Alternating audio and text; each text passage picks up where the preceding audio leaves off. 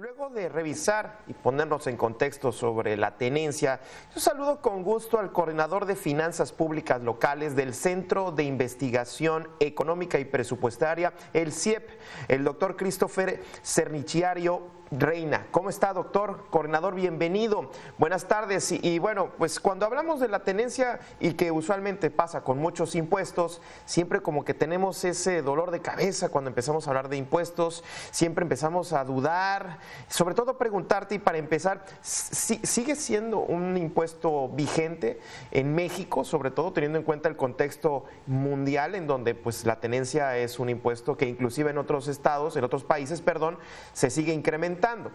Doctor. ¿Qué tal, Gabriel? Muchas gracias por la invitación, es un placer estar aquí. Y bueno, creo que los comentarios que haces son muy puntuales. En este sentido, me permito comentarte que, aunque hay algunos estados en México que no tienen el cobro a la tenencia vehicular, sí tienen otros impuestos vehiculares y pues sí representan una de las principales fuentes de ingresos locales. En este sentido, me permito comentarte que de los recursos públicos subnacionales, es decir, de estados y de municipios, pues la principal fuente de recursos son los impuestos, son los ingresos tributarios que representan algo más de la mitad de sus recursos propios.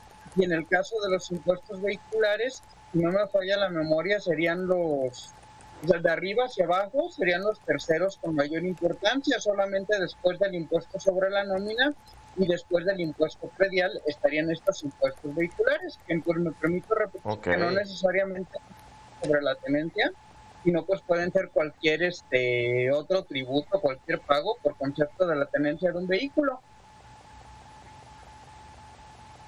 Ok, interesante, sobre todo porque uno podría pensar, bueno, me quitan la tenencia, y ya desde una perspectiva muy política, mediática, inclusive lo utilizan también como una bandera política, te quito la tenencia y me gano votos, pero en realidad te quito la tenencia, pero mira, te pongo el refrendo, la revista, la actualización, el emplacamiento y toda esa batería de impuestos que bien dices, pues es una fuente de ingresos. Ahora, platicando, detallando un poco la información en este tema, en otros países, doctor, yo veía, es un impuesto que trata de desincentivar el uso del vehículo pensando en que tenemos buen transporte público, que hay un buen trazado de calles, que puedo usar la bicicleta, inclusive. En México esto, pues parece que estamos muy lejos, ¿no? Es correcto. Por ejemplo, al principio mencionaba que también quizá pues no es tan popular, ¿no? Hacer este cobro de impuestos, y quizá lo utilizo como bandera política, el decir no voy a cobrar tenencia, pero te hago tu cobro. Esa es una limitante bien importante, no solamente en los impuestos a la tenencia vehicular, sino en general a la recaudación local, porque pues en la medida que yo cobro impuestos es probable que yo me vuelva menos popular y pues el público vote menos por mí, ¿no? Y por otra parte, ahorita que platicaba acerca de este tipo de impuestos vehiculares, pues que tienen un objetivo más allá, ¿no? Pues como de desincentivar la utilización de vehículos automotores, pues tiene razón, también hay países que están más desarrollados en este sentido, donde pues este tipo de gravámenes no solamente tienen un recaudatorio, sino que puede ser algún objetivo para fomentar el uso de energías limpias o el uso eficiente de energía. Sin embargo, pues también es importante mencionar que en algunos estados ya se detectan también algunos de estos esfuerzos, ¿no? Por ejemplo, hay algunas entidades federativas donde hay una reducción a los impuestos vehiculares dependiendo de si las personas tienen un vehículo híbrido o que sea completamente eléctrico. Sin embargo, pues aquí también tenemos varias limitantes estructurales, ¿no? A lo mejor si yo estoy en un estado con muchas zonas rurales, pues no va a ser tan fácil, ¿no? Que esté viajando en un vehículo eléctrico. Ya, justo es lo que le quería preguntar, esta parte que bien comenta, los impuestos al final de cuentas pues es una recaudación, pero la tenencia en específico, los refrendos, de manera generalizada, el impuesto en sí se trata simplemente o meramente de un impuesto 100% recaudatorio, o como bien dices, ya hay esfuerzos para que ese impuesto pues sirva a algo, en este caso que tenga una finalidad ambiental, ¿no? Sería lo ideal.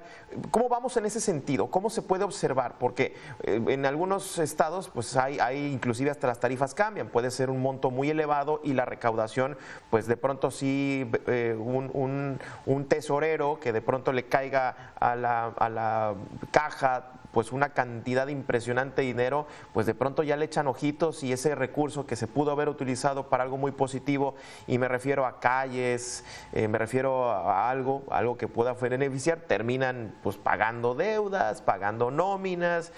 Vaya, ¿hacia dónde se va este recurso? Claro, lo que hace también es una excelente pregunta y por ahí es un poco complicado también responderla, ¿no? Porque como son recursos que recaudan los propios estados o municipios y ellos también los gastan, pues hay que ir directamente a cada una de sus cuentas públicas para detectar o tratar de detectar el destino exacto de los recursos. Sin embargo, sí le puedo dar como un panorama general. Aquí yo creo que sería importante mencionar pues que los recursos públicos subnacionales dependen principalmente de las transferencias federales, las cuales el año pasado, en 2021, pues para promedio de los 32 estados representaron 87% de los recursos públicos totales. Estos recursos, por ahí puede ser un poquito más fácil rastrearlos porque hay recursos que están etiquetados, que van para salud, que van para educación, que van para seguridad pública, que van para infraestructura, e incluso los recursos que son de libre disposición, pues son mapeados, digámoslo así, también por la Auditoría Superior de la Federación, y ahí pues encontramos que parte de estos recursos se van a gasto corriente. En este sentido, yo creo que en general la recaudación local pues se pudiera considerar como algo complementario a estas transferencias federales, ¿no? Especialmente en el contexto actual, que estamos en una etapa de contracción económica, donde se contrae la actividad económica por la pandemia y todo lo que sabemos, claro, pues la recaudación local se podría utilizar para cubrir estos huecos, ¿no? Que vaya dejando el descenso de las transferencias federales, el cual sí lo vimos en 2020, 2021, y aunque en 2022 hay recursos de transferencias federales proyectados más altos que 2021 y 2020, si nos vamos a años más atrás, pues vamos a ver que las transferencias han venido a la baja, ¿no? Entonces, en ese sentido, yo creo que el destino ideal de esos recursos que platicaba, pues tendría que ser cubrir esos huequitos, ¿no? Por la contracción económica. Aquí está muy interesante eso que comentas, porque al final de cuentas, si nosotros entonces vamos comparando años con año o si revisamos hacia atrás en cuanto al cobro de la tenencia u otros impuestos vehiculares, ¿tú serías de la idea de que este impuesto ha sufrido cambios o se ha mantenido, teniendo en cuenta que pues en algunos estados ya se liberó la tenencia, pero se crearon otros y otros se mantienen, ¿no? En una relación histórica, ¿la tenencia ha ido a la baja o se ha mantenido? Es una excelente pregunta, Gabriel. Aquí, fíjate, si nosotros consideramos la recaudación de la tenencia vehicular como porcentaje del PIB, ¿por qué es importante este indicador? Porque es como porcentaje de las propias economías estatales.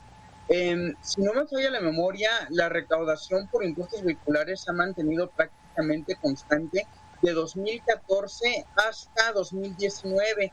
Aquí va a ser muy interesante ver qué es lo que le sucede en años de pandemia. Sin embargo, no están todavía los datos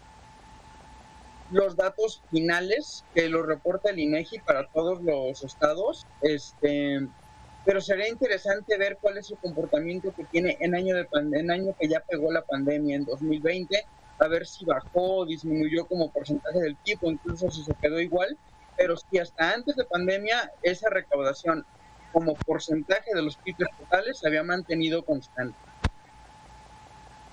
Sí, hay otros impuestos y lo dejo nada más como comentario, como el predial en los municipios que se cayó en año de pandemia, sobre todo porque la gente no iba a pagar, estaban cerradas las cajas literalmente, y ahí la otra pregunta es, bueno, cómo se estaba cobrando, pues se tuvo que evolucionar. Pues doctor, muchísimas gracias por esta charla, seguimos al pendiente y le agradezco como siempre al coordinador de Finanzas Públicas Locales del Centro de Investigación Económica y Presupuestaria, el CIEP, el doctor Christopher Cerniciario Reina. Muchísimas gracias. Gracias, Gabriel, buenas tardes y éxito.